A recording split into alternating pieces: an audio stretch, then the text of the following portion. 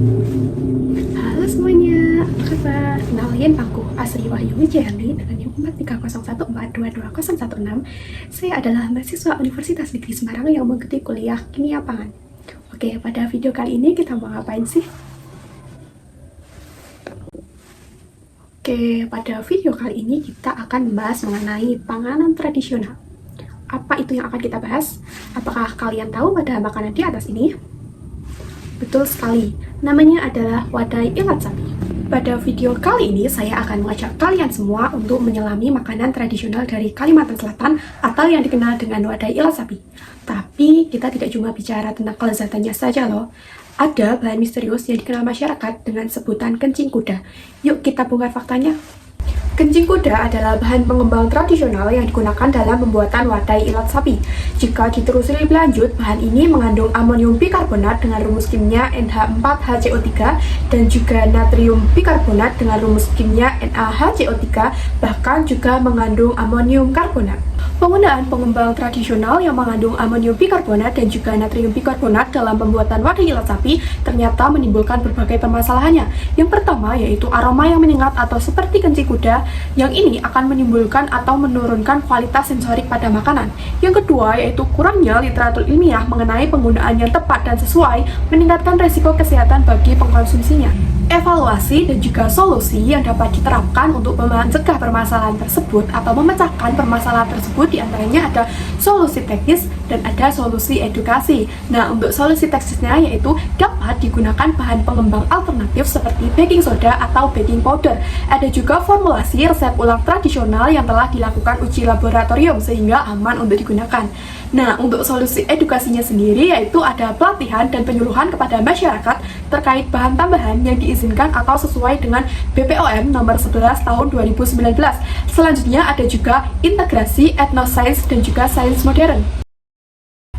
Fermentasi memang dapat mengembangkan adonan wadai ilat sapi. Secara ilmiah, fermentasi melibatkan mikroorganisme seperti ragi roti atau Saccharomyces cerevisiae yang dapat memecahkan gula menjadi alkohol dan gas karbon dioksida atau CO2. Melalui proses glikolisis dan juga fermentasi alkohol, gas CO2 ini yang akan membentuk gelembung-gelembung pada adonan sehingga menjadikan tekstur menjadi empuk, mengembang, dan juga berpori. Berikut adalah reaksi fermentasi glukosa oleh ragi, yaitu C6H12O6 menjadi 2C2H5OH plus 2CO2. Fermentasi juga akan meningkatkan cita rasa khas pada roti dan juga aroma.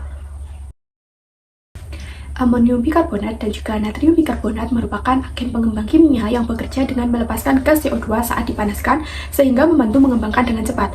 Untuk reaksi pemanasan amonium bikarbonat yaitu NH4HCO3 menjadi NH3 plus CO2 plus H2O, sedangkan pada natrium bikarbonat yaitu 2NaHCO3 menjadi Na2CO3 plus CO2 plus H2O.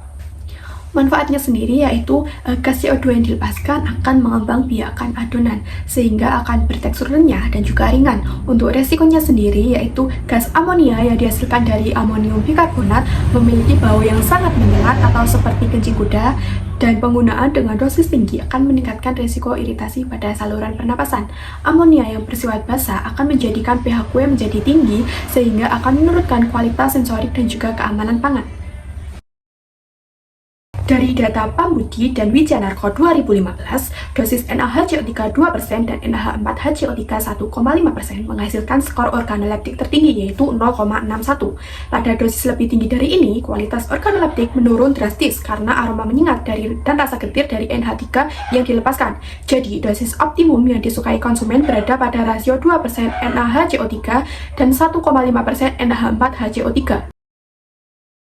Oke, setelah kita mengetahui dampak risiko dari penggunaan kencing kuda yang berlebihan, di sini ada rancangan formulatif yang lebih aman digunakan, yaitu 1% baking soda atau NaHCO3 dan menggantikan asam alami dengan menggunakan jeruk nipis atau lemon sebagai asam alami menggantikan NH4HCO3 dan juga ragi roti sebagai fermentasi alami.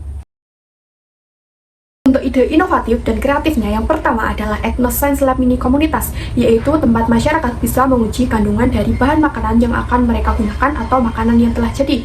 Yang kedua adalah produk lokal berlabel atau Ethnoscience Sehat. Produk seperti wadah ilat sapi dikembangkan dalam versi modern yang tetap menjaga cita rasa tradisional, tetapi sudah diformulasi secara ilmiah lengkap dengan takaran yang aman.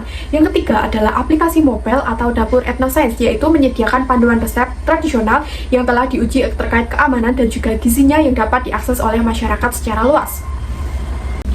Strategi implementasi untuk UMKM lokal diantaranya yaitu yang pertama ada edukasi dan sosialisasi, yang kedua adalah standarisasi takaran dan juga proses, yang ketiga ada pelabelan produk, dan yang keempat ada monitoring kualitas pangan. Kesimpulannya, penggunaan bahan pengembang pada wadai ilat sapi harus dikaji dari segi ilmu kimia, kesehatan, dan kearifan lokal. Dengan memadukan fermentasi alami dan bahan pengembang aman seperti NaHCO3 ditambah asam alami dan juga ragi, kita dapat mempertahankan cita rasa tradisional sekaligus menjaga keamanan pangan. Solusi ini dapat langsung diterapkan oleh UMKM dengan pendekatan edukatif dan konseptual.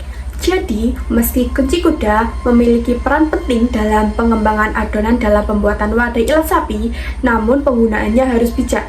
Yuk kita kembangkan pangan lokal yang lezat dan aman dan tetap mempertahankan warisan budaya. Saya Asri Wahyu Wijayanti, sampai jumpa di cerita pangan selanjutnya. See you guys!